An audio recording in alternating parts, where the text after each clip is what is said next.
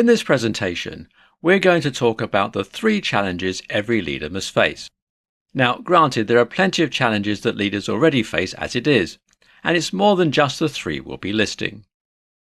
As for what those challenges are, they are perhaps the most critical that every leader must be aware of. So, without further ado, let's get right into it with the first one. Now, pay close attention.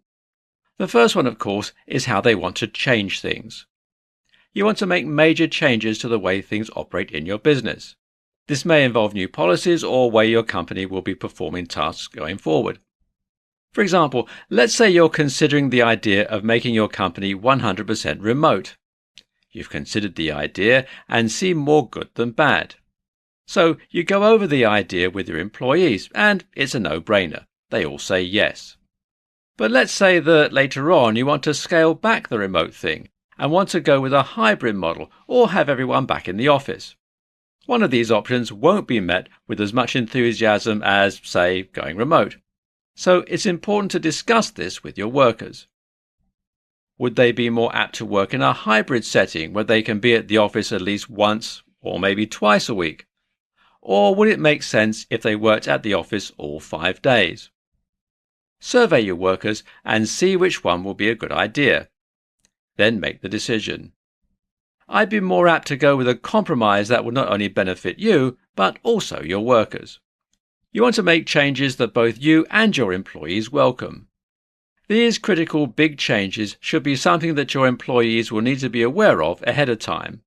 The second greatest challenge is making a decision to let someone go. So, let's say your company cannot financially sustain the current number of employees you have right now. Unfortunately, this means you'll need to cut a few people.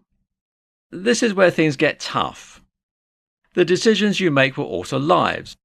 It will alter their financial future, or at least for the foreseeable future anyway. These employees have families to take care of, and they have regular payments to make. So it's important to carefully decide who may be sent their walking papers as part of this cut down. You want to weigh a few metrics such as whether or not they are the most productive people in your company. What is their current situation outside of work like? Are they getting paid a little more than others?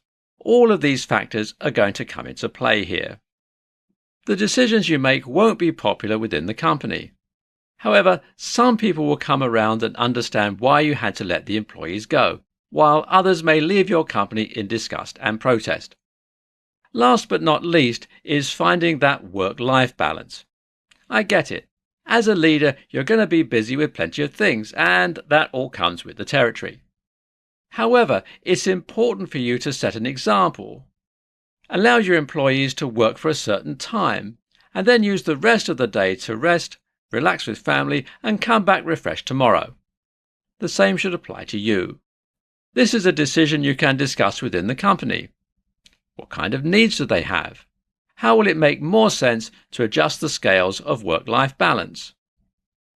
This has been a presentation of the 3 challenges every leader must face, and I hope you've learned something from it.